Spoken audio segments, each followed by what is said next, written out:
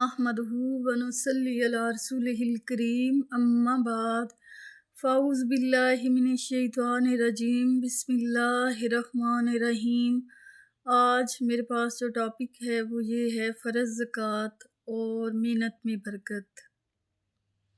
فرض زکوٰۃ کی مسلمانوں کی زندگیوں میں بہت اہمیت ہے۔ قرآن مجید میں بھی 100 سے زیادہ مقامات پر انفاق فی سبیل اللہ کا حکم آیا ہے، اور احادیث سے بھی اس کی اہمیت کا پتہ چلتا ہے۔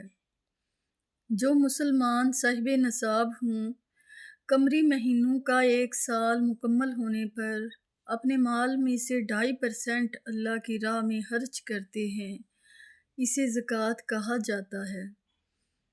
ایسا کرنے سے ان کا باقی مال پاک ہو جاتا ہے۔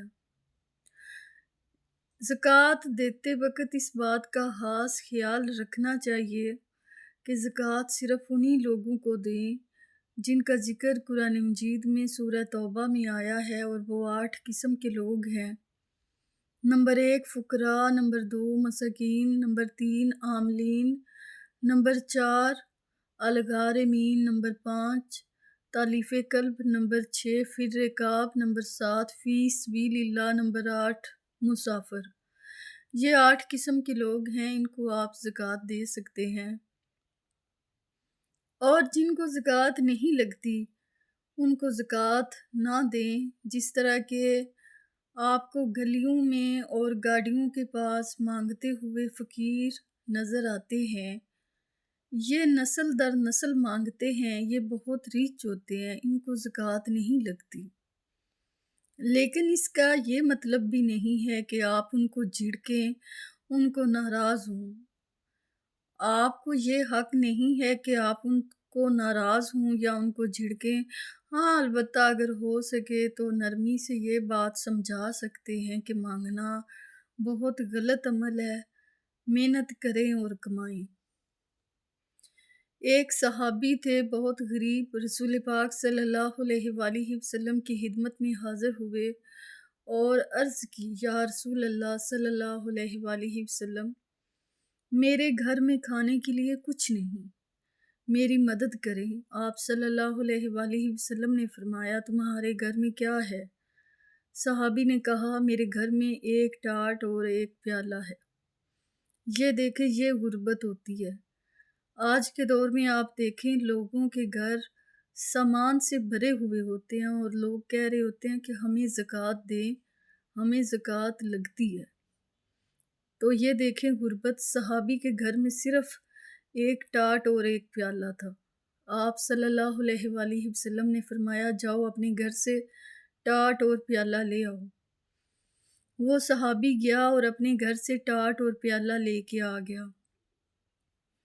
رسول پاک صلی اللہ علیہ وآلہ وسلم نے فرمایا کہ یہ ٹاٹ اور یہ پیالہ کون خریدے گا؟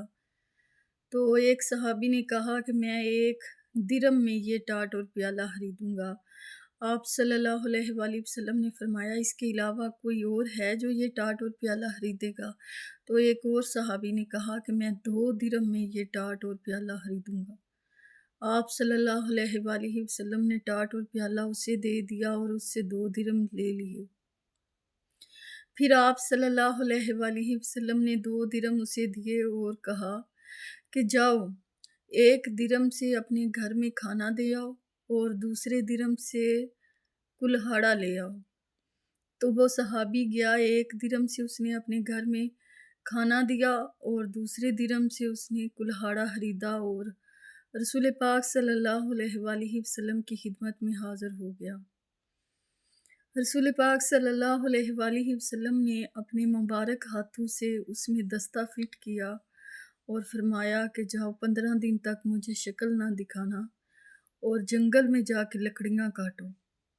صحابی چلا گیا، اس نے جنگل میں لکڑیاں کاٹیں اور 15 دن بعد واپس آیا تو اس کے پاس 10 درہم موجود تھے۔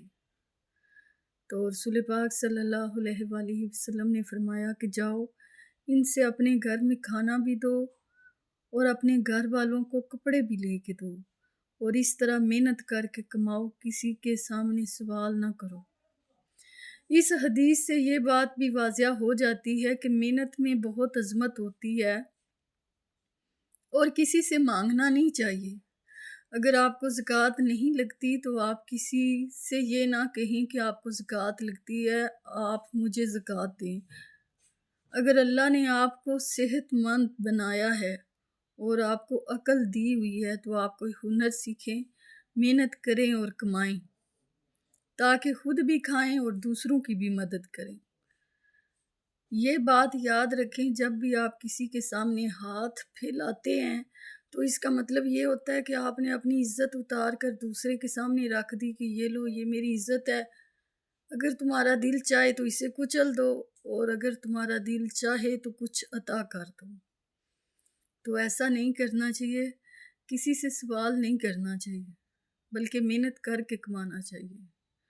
محنت میں عظمت ہوتی ہے، اور میں یہ بھی کہوں گی کہ جو لوگ زکوٰۃ دیتے ہیں وہ 2,000 5,000 اس طرح کسی کو زکوٰۃ نہ دیں، بہتر ہے کہ ایک شخص کو زکوٰۃ دے دیں، بلکہ ان پیسوں سے، زکوٰۃ کے پیسوں سے اس کو کوئی کاروبار بنا دیں، 5-7 لاکھ لگائیں، اس کو کوئی چھوٹی سی کریانہ سٹور بنا دیں، کسی دکان میں سودا ڈلوا دیں یا اس کو کوئی رکشہ لے دیں، اس کا کاروبار بنائیں تاکہ وہ شخص محنت کرے، کمائے، خود بھی کھائے اور دوسروں کی بھی مدد کرے۔ تو یہ بہتر ہے، اس چیز سے بہتر ہے جو آپ تھوڑے تھوڑے پیسے سب کو دیتے ہیں، اس سے بہتر ہے کہ آپ کسی ایک کو دے دیں لیکن کوئی کاروبار بنا کے دیں تاکہ اس کی زندگی میں تبدیلی آئے، وہ خود بھی محنت کرے، خود بھی وہ کچھ کام کرے، خود بھی کھائے اور دوسروں کی بھی مدد کرے۔ اللہ تعالیٰ آپ کو اور مجھے عمل کی توفیق عطا کرے، آمین۔